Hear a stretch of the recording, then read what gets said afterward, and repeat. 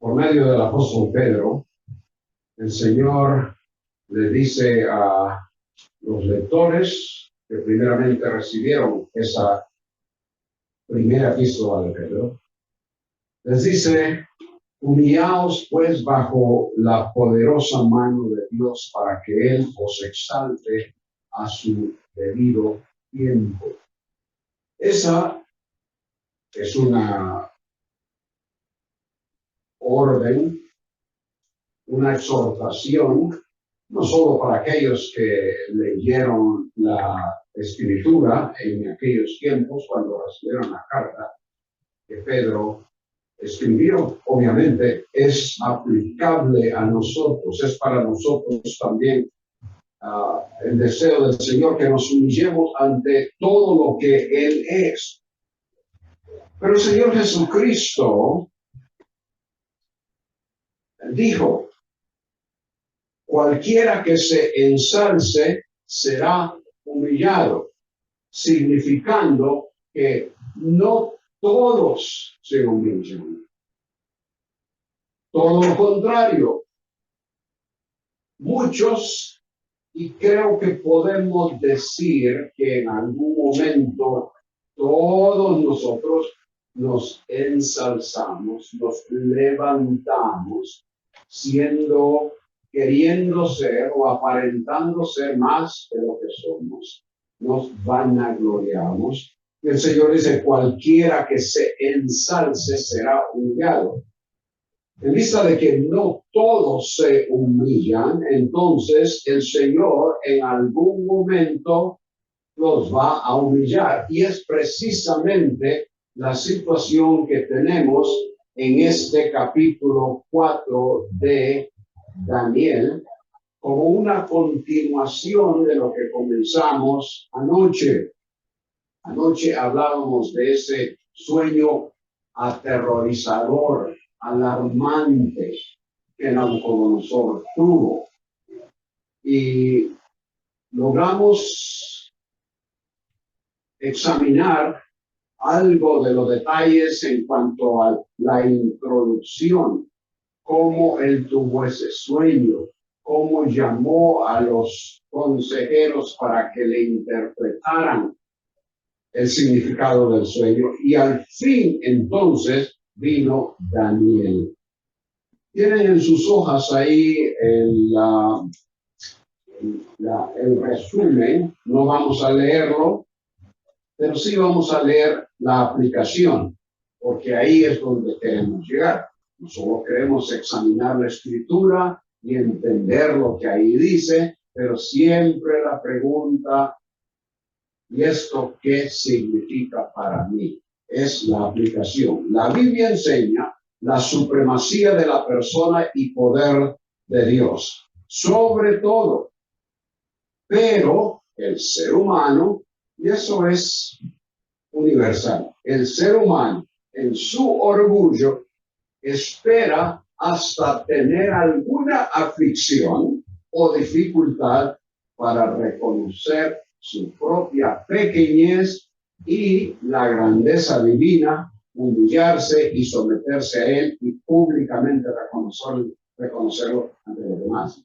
Esa fue la experiencia de Nabucodonosor, y creo que en gran parte esa es la experiencia de la gran mayoría, dije gran parte, la gran mayoría de la población mundial. Esa es la tendencia. No es hasta que si estamos en una dificultad muy grande que reconocemos que el Señor es quien verdaderamente ha causado aquello o lo ha permitido, y Él puede sacarnos de esa situación, por lo cual nos humillamos a Él. En primer lugar, en los versículos del 9 al 18 de Daniel, capítulo 4, tenemos el principio que hemos puesto también, verbalizado ahí en sus notas. El prospecto de dificultad puede orientar a una persona hacia el creyente en busca de respuestas. El versículo 9 es de transición. Por una parte, da por terminada la introducción en cuanto al capítulo, en la que el rey habla de cómo es que todo esto comenzó con el sueño y lo que él ahora está por hacer, declarar las señales y maravillas que ha hecho con él el Altísimo en el versículo 2. Y después de que dice que él estaba tranquilo en su casa, pero fue aterrorizado por el sueño, llamó a estas personas que no lo pudieron ayudar. Y el versículo 8, al fin vino ante mí Daniel. Versículo 9, como dije, transición, ahí cierra esa parte, hablándole, oh Belsasar, yo sé que ya que sé que empieza el Espíritu de los dioses santos y que ningún misterio te confunde, declárame las visiones del sueño que has visto y su interpretación. Digo, es un versículo de transición porque cierra la primera parte y da inicio a la declaración de lo que el sueño fue y luego la solicitud a Daniel de que le declare qué significa. En los versículos 10 al 12 tenemos en la descripción del sueño algo muy positivo. Noten ustedes. Las visiones, versículo 10, de mi mente que vi estando en mi cama fueron así. Vi un árbol en medio de la tierra. El mero hecho de que está en medio de la tierra lo hace de inmediato prominente. Cuando usted va a un cierto lugar, no hay ningún otro árbol ahí. Lo único es un árbol ahí en medio. De inmediato usted pone su vista y eso nota que ahí está. No solo usted, sino otras personas a su alrededor también. En medio de la tierra, cuya altura era muy grande. No es un arbolito que está ya cayéndose, que no tiene hojas, que está por morirse. No, es un árbol muy grande. No solo ve el árbol ahí, sino que nota que es un árbol evidentemente excepcional. Versículo 11, el árbol creció y se hizo fuerte. Su copa llegaba hasta el cielo y era visible desde los confines de la tierra. No solo se vio en medio de la tierra donde evidentemente no había ningún otro árbol y por lo tanto lo hacía prominente. No solo era muy grande, sino que además siguió creciendo de tal manera que su copa, dicen, llegaba hasta el cielo. Obviamente esta es ligero, pero dando a entender que era altísimo, altísimo, que apenas podía verse allá la copa del árbol. El versículo 12, su follaje era hermoso y su fruto abundante, y en él había alimento para todos.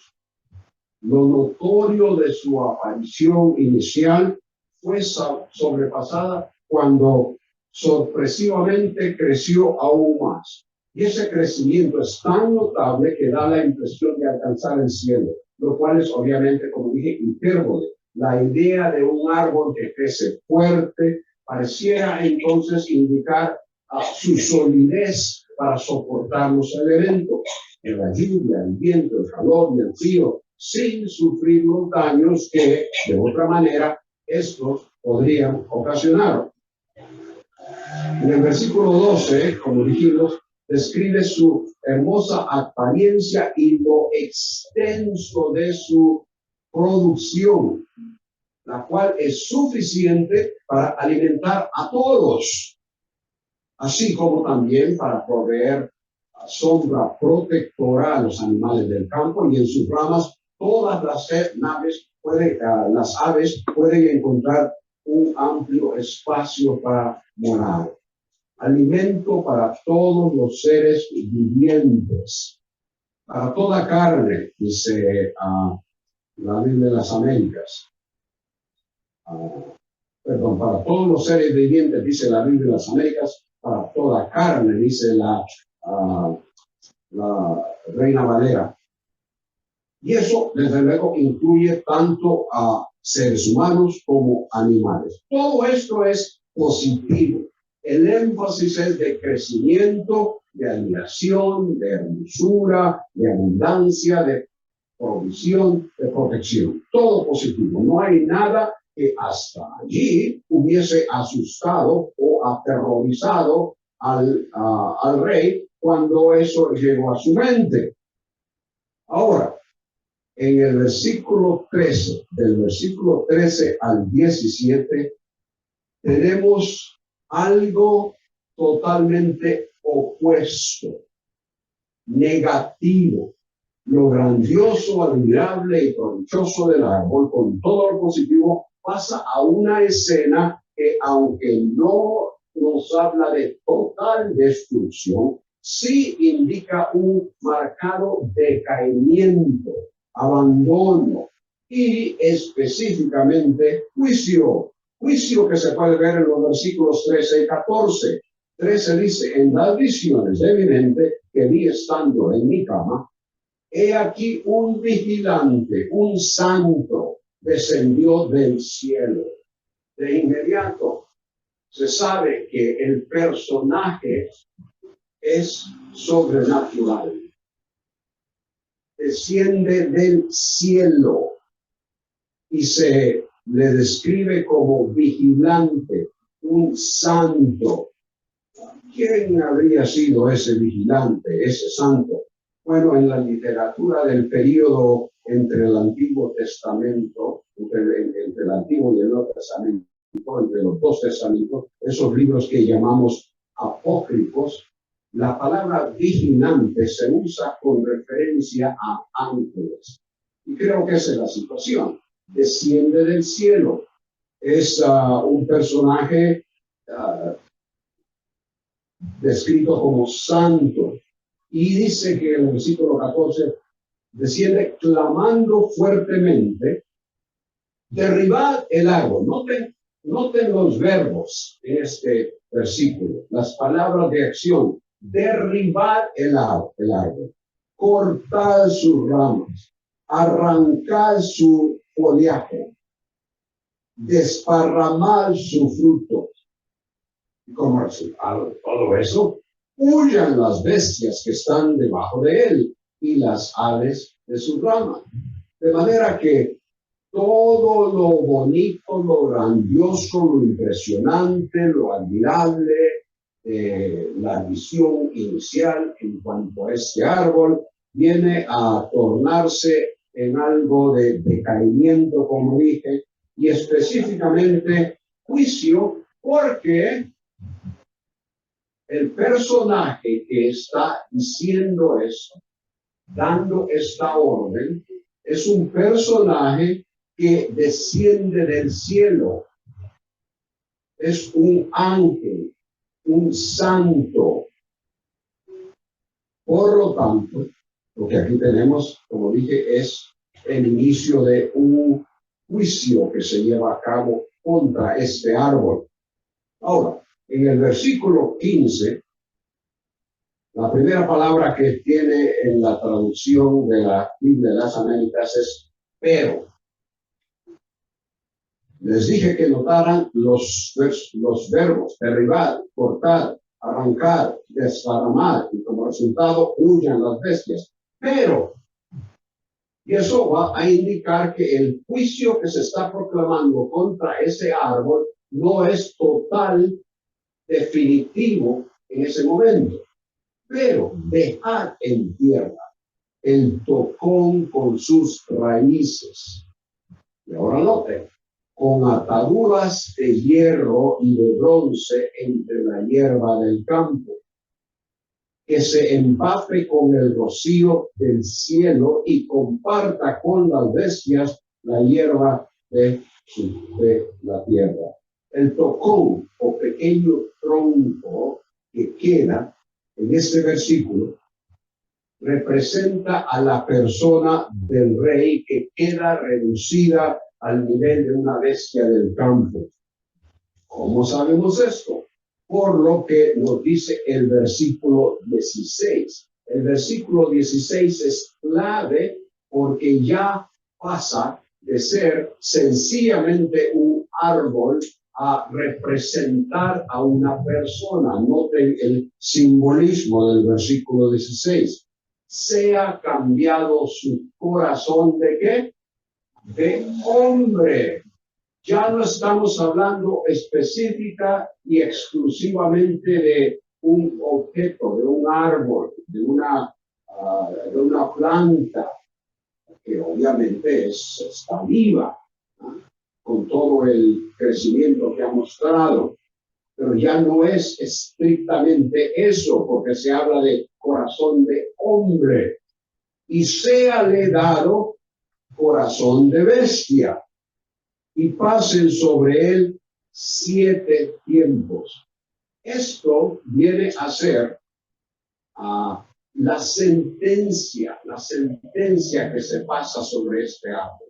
Viene a completar la directiva, el decreto que el Señor, obviamente, está confirmando o expresando a través de este santo, este vigilante, este ángel que él ha enviado. El versículo 17, noten, esta sentencia, aquí tenemos un paralelismo, donde la primera línea de lo que se dice del versículo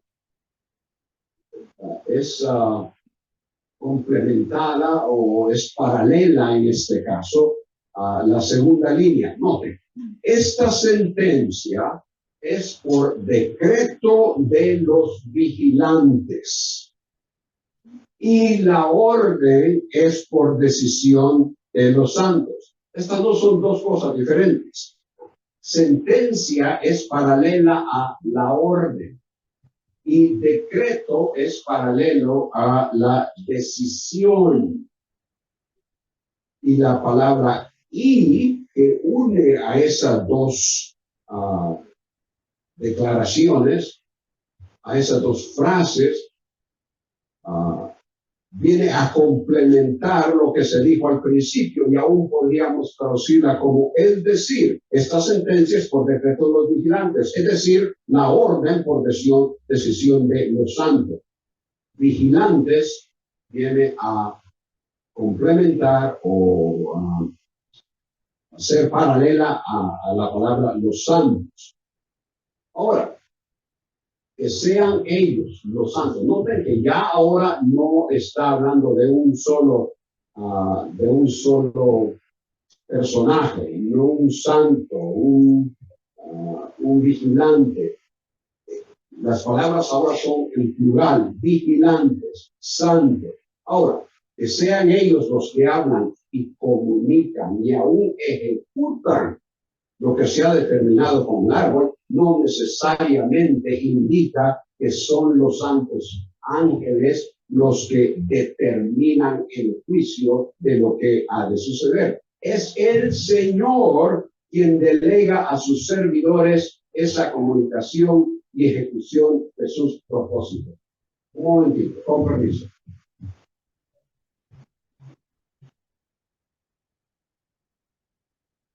Sí, está bien. Creo que tal vez está bien. Es que, bueno, las páginas de la Biblia, tengo que estar aquí. Entonces, bien, no es que ellos son los que han dado en realidad la orden. Es el Señor quien delega a sus servidores esa comunicación y la ejecución de sus propósitos. En el Salmo 103, versículo 19, lo voy a leer nada más. El Señor ha establecido su trono en los cielos y su reino domina sobre todo.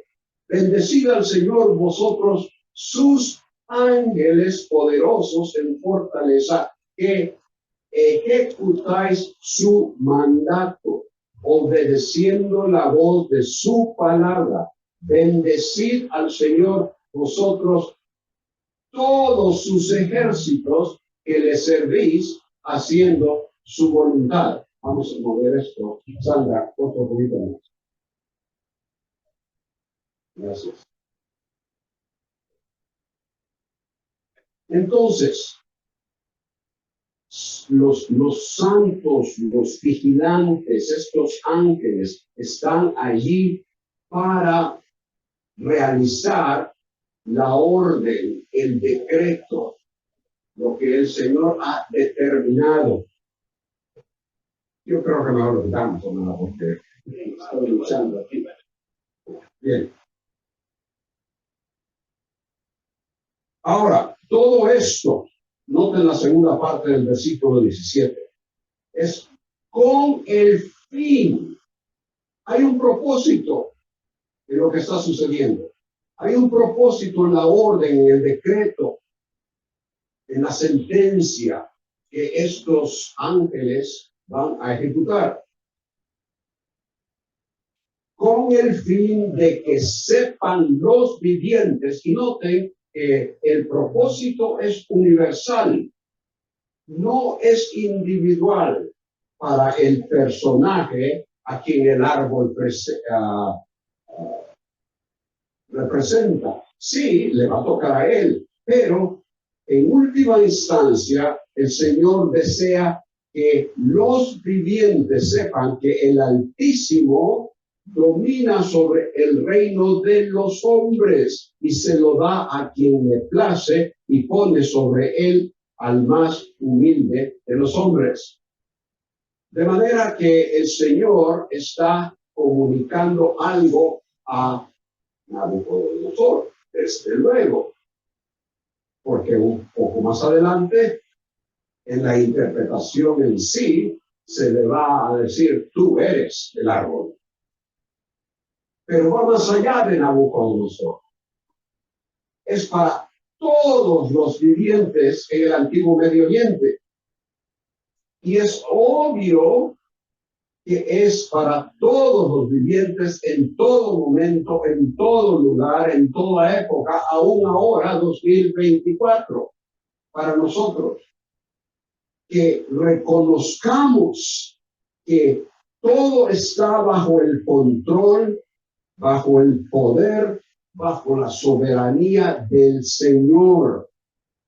De manera que cuando hablamos de un mandatario, de un presidente, de un rey, está ahí porque el Señor lo ha permitido o porque Él lo ha puesto directamente.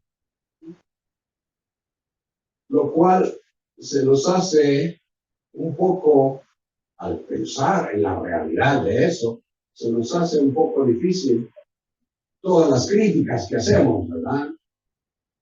Es al fin el Señor. De manera que, como ellos necesitaban reconocer tal cosa, también nosotros. Ahora, habiendo Nabucodonosor dicho todo eso, ahora pasa al versículo 18 para hacer un resumen. Este es el sueño que yo, el rey Nabucodonosor, he tenido, y tú, Belsasar, dime su interpretación, ya que ninguno de los sabios de mi reino ha podido darme a conocer su interpretación. Pero tú puedes. Belsasar, Daniel, es en esto en lo que estoy interesado, saber qué significa. Tú puedes, porque, una vez más, el politeísmo sale a la luz en las palabras de Nabucodonosor, porque el Espíritu de los dioses santos está en ti. Como Daniel, sabemos que todo lo que está fuera del ámbito de la revelación de Dios no es respuesta a los temores. Como la experiencia de Daniel, es posible que alguien se encuentre temeroso o en dificultad que le causa angustia, miedo, Y esa persona podría acercarse a alguno de nosotros para que de alguna forma le ayudemos. Como este rey se acercó a Daniel y lo hizo porque aquellos en quienes él tenía la confianza para que le dieran la interpretación no pudieron hacerlo. Pero este es diferente. El espíritu de los dioses está en él. Notó que había algo diferente en la persona de Daniel. Y la pregunta que debemos de hacernos es, ¿será que otros notan en nuestra vida algo diferente? Como para acercarse a nosotros y decir, yo creo que tú puedes ayudarme con esto. Esta era la revelación de Dios para Nabucodonosor y todos los que ahí estaban, así como lo es para nosotros también. La revelación de Dios no podía ser interpretada por aquellos que no conocían a Dios. Pero transportando eso al siglo XXI, somos aquellos en quienes el Espíritu de Dios mora, los que podemos interpretar lo que aquí está. De manera, hermanos, que es posible que alguien se acerque a nosotros para pedirnos que les ayudemos a interpretar. Quizás no vienen para decirnos, ¿qué es lo que quiere decir Daniel capítulo 4? Pero que vengan con su dificultad, con su problema, como el rey llegó a decir a Daniel, tenía un problema, necesitaba la interpretación. Tú puedes interpretar. Que nuestra experiencia sea como la de Pedro y Juan, quienes se dice que otros reconocían que ellos habían estado con Jesús. Que cuando vean esa cualidad en nosotros puedan tener la confianza de acercarse a nosotros.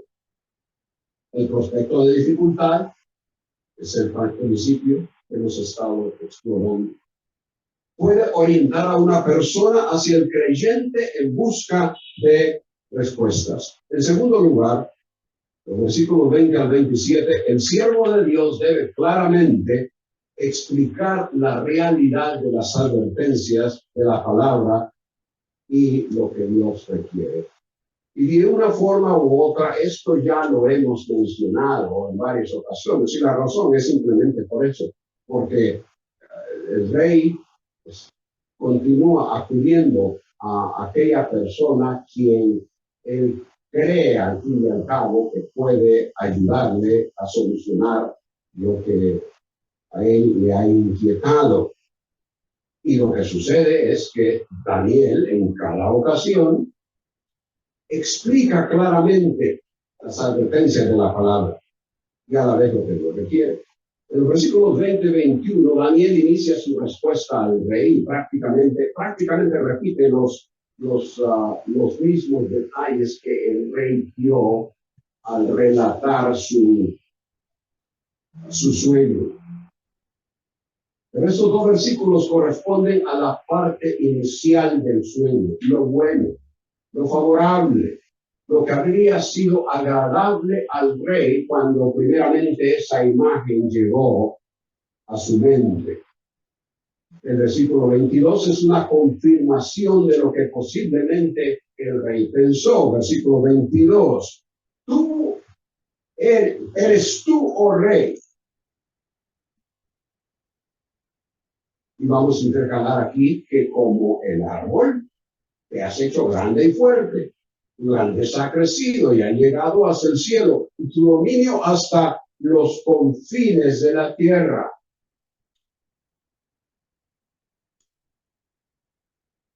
El versículo 23 también repite detalles que el rey relató.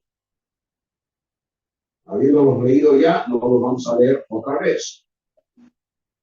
Pero en el versículo 24 comienza la interpretación. Pero permítame, sí, mencionar algo del versículo 23. Noten que el versículo 23 dice que el santo que el rey vio descendía del cielo y decía: derribad el árbol y destruidlo, pero dejad el tronco. De manera que la destrucción no habría de ser total, ya para meterlo al fuego. El uso de la palabra aquí es similar a lo que nosotros decimos cuando destruyó el carro. Fue a pegar y está en malas condiciones, pero ¿qué? Lo llevamos a la hojalatería, ¿cómo le llaman aquí a los que trabajan? Al taller. Bueno, los que trabajan eso, y ya dentro de un mes tal vez ya está como nuevo, por lo menos la parte exterior. De manera que destruirlo, pero dejar el tocón. De manera que, una vez más, la destrucción no habría de ser total. Con el versículo 24, como dijimos, comienza la interpretación. Esta es la interpretación, oh rey. Y este es el decreto del Altísimo. Interesante, porque específicamente, y como mencionábamos, claramente, Daniel comienza a explicar todo aspecto de la revelación. Este es el decreto del Altísimo. Proviene de él. Y esto es lo que él ha determinado sobre mi Señor el Rey. Mientras que el versículo 17, lo que Nabucodonosor soñó que fue, que oyó fue que, perdón, soñó que oyó fue que los vigilantes, los santos, dieron el decreto o sentencia. Daniel ahora específicamente dice: este es el decreto del Altísimo. En el versículo 25, interesantemente, Daniel no explica ni repite lo de las ataduras de hierro y bronce que se mencionaron previamente. Pero sí habla de ser empapado con el rocío, compartir con las bestias del campo, y menciona de nuevo los 7 tiempos, especificando un período establecido, determinado, en que el rey permanecería en esa condición. Hablar de un tiempo es algo indeterminado, pero aquí se nos especifica 7 tiempos. Y eso lo interpretamos, y creo correctamente, como años. Cuando lleguemos al capítulo 7 vamos a ver por qué. De manera que regresen para cuando lleguemos al capítulo 7. Pero 7 años es lo que esto significa. Dentro del contexto de sueño del cumplimiento de la experiencia de Nabucodonosor, creo que la interpretación de esas cadenas que se mencionaron anteriormente era que estaría atado no necesariamente en forma literal, sino de una manera inescapable. El rey no podría de ninguna manera zafarse de la situación en que se encontraba. Estaría, desde ese punto de vista, atado a esa situación por 7 años. El período específico que el Señor había determinado. Y luego, el versículo 25 también, después de haber mencionado esos otros detalles, La segunda parte dice, hasta, voy a comenzar a leer, y 7 tiempos pasarán sobre ti, hasta, y eso es importante, hasta que reconozcas que el Altísimo domina sobre el reino de los hombres y que lo da a quien le place. Había un periodo determinado por el Señor cuando Nabucodonosor habría de llegar a reconocer no solo su situación, sino que reconocer que era el Señor quien lo había puesto en tal situación y que por lo tanto era el Señor quien previamente le había puesto en el reino y le había hecho grande, fuerte, poderoso, algo que hasta este momento él, a pesar de toda la trayectoria que tenía con esa relación que se había desarrollado con Daniel, a pesar de todo eso, no había llegado a verdaderamente asimilar. Pero va a llegar un momento en el cual él habría de llegar a ese punto hasta que tal cosa suceda. En el versículo 26 encontramos un segundo simbolismo acerca del tocón. El primero fue con referencia al rey, pero aquí habla del reino, el cual permanecería arraigado sin quitarlo de su lugar. Una vez más, notar que no se mencionan las cadenas de hierro y bronce porque tienen que ver más específicamente con el rey, como dije, atado a una situación de la cual él no se podía escapar. Pero ahora, el versículo 26 dice, y en cuanto a la orden de dejar el tocón con las raíces del árbol, tu reino, y esto les voy a leer más literalmente lo que el arameo dice, tu reino para ti será duradero, desde que reconozcas que es el cielo el que gobierna. La idea es que prácticamente el reino estaría esperando al rey. 7 tiempos, 7 años, él estaría ausente del reino. E interesantemente, obviamente por soberanía divina, no hubo nadie para darle un golpe mientras él estaba ahí. Que fue precisamente lo que Nabucodonosor quiso evitar cuando allá en el 605 y él vino a ser el rey, él andaba por allá peleando contra los egipcios.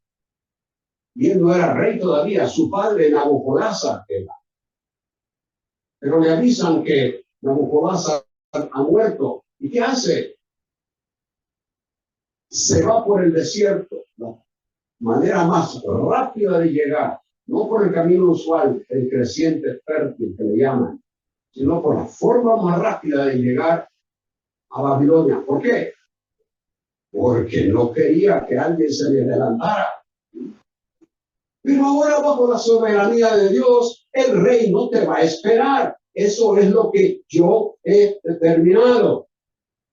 De manera que no te preocupes, sigue comiendo pasto, rondando. El rey no te espera. La soberanía de Dios, actuando para llevar a cabo su voluntad y enseñar una lección, ¿no? Tanto a Nabucodonosor como a los demás en Babilonia, como también para nosotros hoy día. El versículo 27 comienza con un por tanto, oh rey. introduce una conclusión a la luz del sueño y de su interpretación. Y esa conclusión se le ofrece interesantemente. ¿Cómo vemos la misericordia del Señor? Se le ofrece que esa segunda parte del sueño, lo que tiene que ver con decaimiento, y hasta podríamos decir desastre,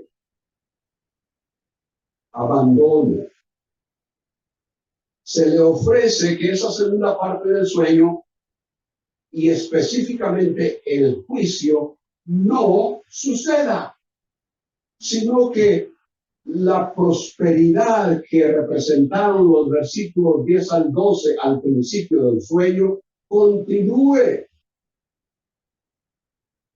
Por tanto, oh rey, que mi consejo te sea grato, dice la Biblia.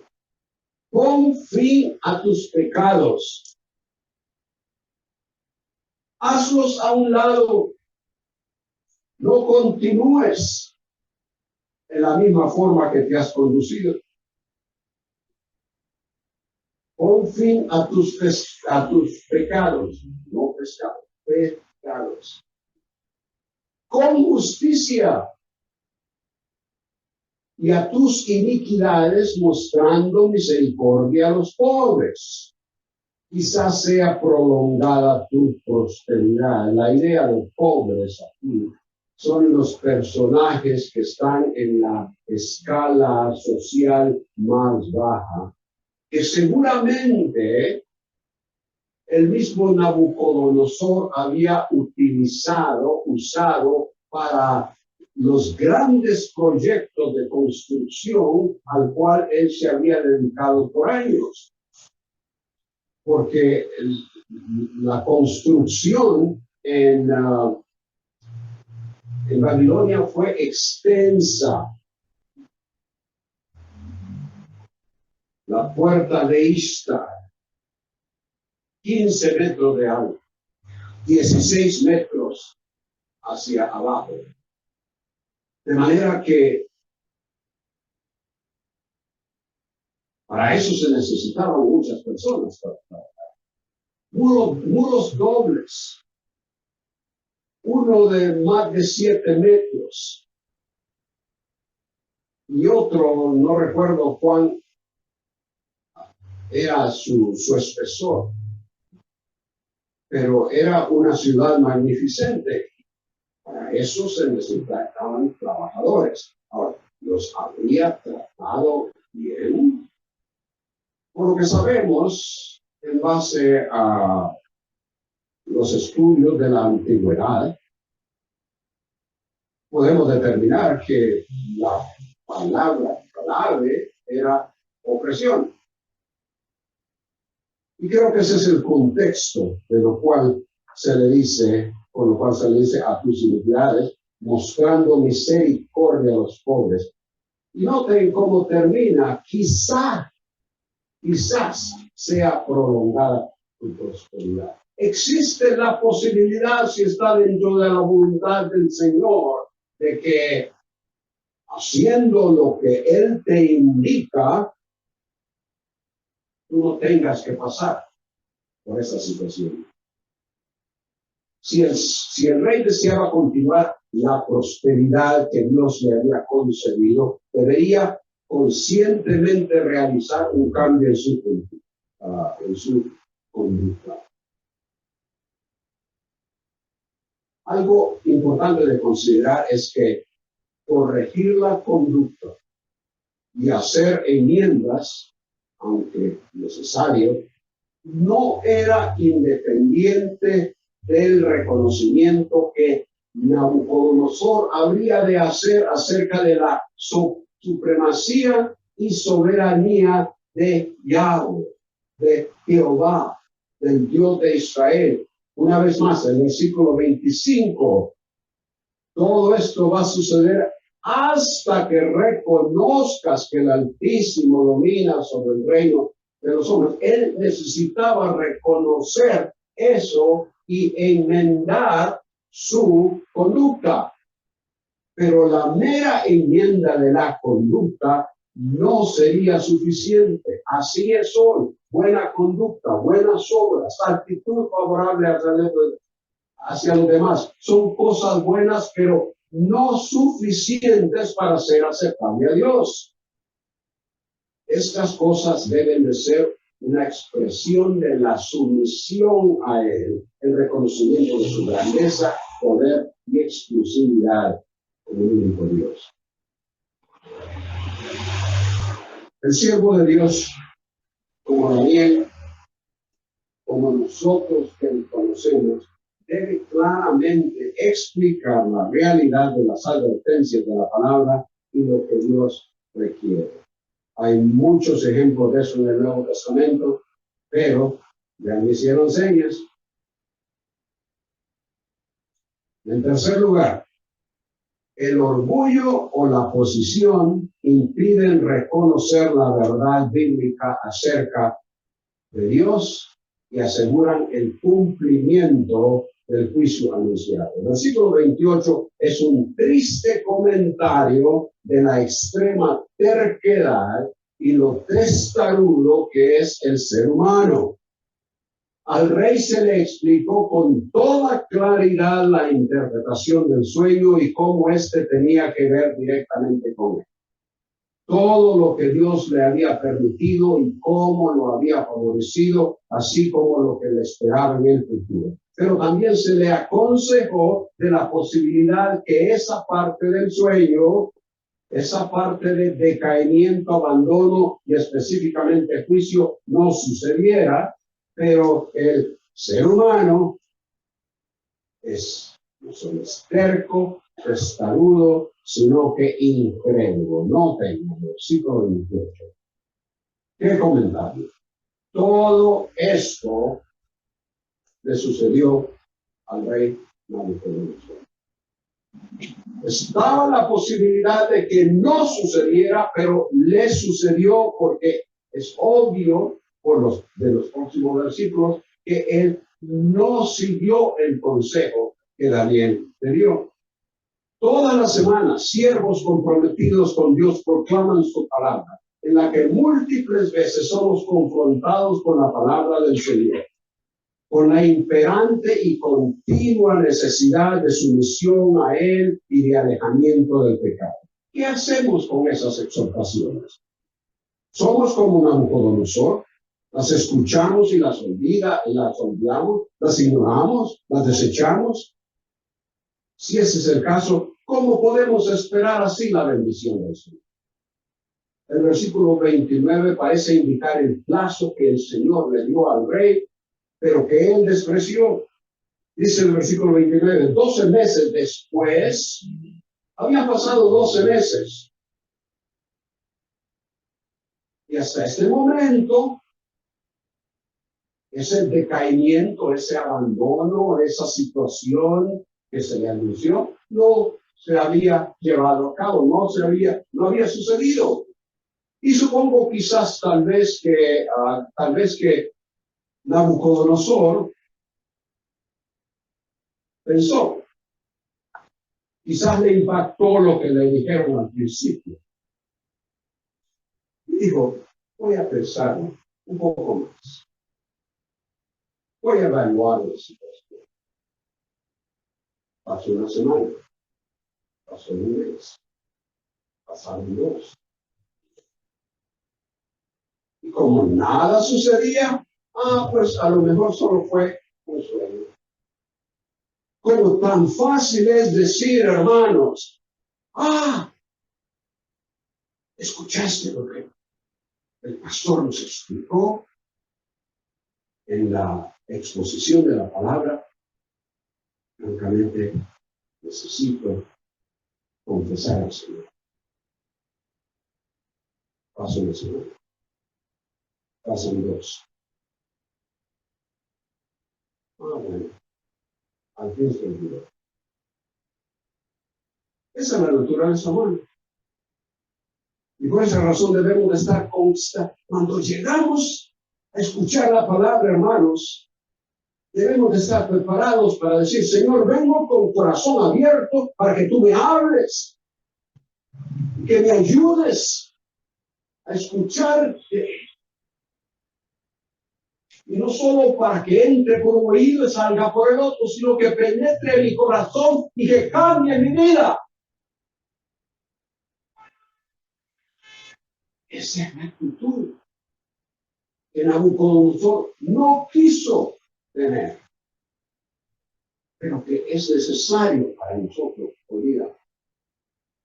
12 meses después, paseándose por la azotea del palacio, versículo 29, el rey reflexionó y dijo, no reflexionó en las cosas que se le habían dicho, sino en sí mismo. ¿No es esta la gran Babilonia que yo he edificado como residencia real con la fuerza de mi poder y para gloria de mi majestad? En otras palabras, concentrado totalmente en sí mismo. El Señor no se dejó esperar. Ya te di 12 veces. Aún estaba la palabra en la boca del rey cuando una voz vino del cielo y específicamente le llama por nombre. El rey Nabucodonosor, a ti se te declara, el reino te ha sido quitado. Serás echado entre los hombres, tu morada estará con las bestias del campo, te darán hierba y así continúa todo lo demás. 7 tiempos pasarán hasta, una vez más, lo que se le dijo, hasta que reconozcas que el Altísimo domina sobre el reino de los hombres y que lo da a quien le place. En aquel mismo instante se cumplió la palabra acerca de Nabucodonosor. Fue echado de entre los hombres. Comía hierba como el ganado, su cuerpo se empapó con el rocío del cielo, hasta que sus cabellos crecieron como las plumas de las águilas y las uñas como las de las aves. Para algunas personas es difícil, algunos comentaristas aún, personas que estudian la Biblia mayormente en vías de investigación histórica quizás, para esto les parece imposible que tal cosa haya sucedido. Pero los que conocemos al Señor, que hemos creído en Él, que estamos convencidos de que esta es su palabra, que lo que ahí se nos dice es fidedigno, verdadero. Esto sucedió tal como sucedió, como se nos relata. En términos médicos, el caso ha sido descrito como uno de boantropía, lo cual es un desorden mental en que la persona cree ser un toro o una vaca. Perdón, hermana, me voy a tomar más tiempo. Y el hermano que necesite salir, pues, por favor, háganlo. Pero quiero tomar tiempo para eso. Hay un libro grueso, pues, bastante. Se llama Introducción al Antiguo Testamento. Escrito por un pastor canadiense con mucha experiencia, creo que ya está con el Señor. Pero él dice haberse considerado afortunado de haber observado un caso así en un hospital mental británico en 1946. Y él lo describe de esta forma. Un hombre de unos 20 y tantos años, hospitalizado ya por unos 5 años, sus síntomas incluían tendencias antisociales, por lo que permanecía en el césped afuera del edificio. No podía tomar cuidado de sí mismo y era necesario para alguien limpiarlo y apuntarlo. Estaba vestido, pero con ropa liviana y nunca usaba impermeable o abrigo. Su diaria rutina era ambular por los jardines del hospital, arrancar y comer hierba. Esa era su dieta. No comía de lo que el hospital proveía a los demás pacientes y no comía con ellos. Lo único que bebía era agua. Y para que no tomara de los charcos, le ponían diariamente en un recipiente limpio. Su constitución física era excelente. La única anormalidad que de inmediato se se le podía observar era su largo pelo y lo áspero de las uñas de las manos. Son casos extremadamente raros, porque según el pastor que escribe esto, los doctores les dijeron que si un doctor encuentra durante el tiempo de su carrera, de su ejercicio como doctor, un caso como esto, debe considerarse afortunado de poder estudiar tal caso, porque no sucede a menudo, pero sucedió con un profesor. Y este hombre pudo constatar, este pastor, que algo similar había sucedido con este hombre. Entonces, el Señor nos indica, como hemos dicho, que el orgullo o la posición impiden reconocer la verdad bíblica acerca de Dios y aseguran el cumplimiento del juicio anunciado.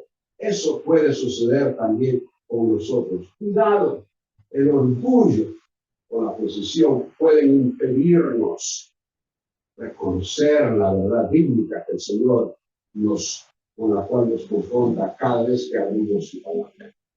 En cuarto lugar, y solo voy a mencionar el principio y un par de cosas, nos hemos pasado ya unos minutos. Dice el versículo 34 que al fin de los días, yo, Nabucodonosor, alcé mis ojos al cielo, recobré mi razón, bendije al Altísimo, alabé y glorifiqué al que vive para siempre. Al fin de los días nos indica ese tiempo determinado del cual hemos hablado, que Dios impuso para el castigo disciplinario para Nabucodonosor.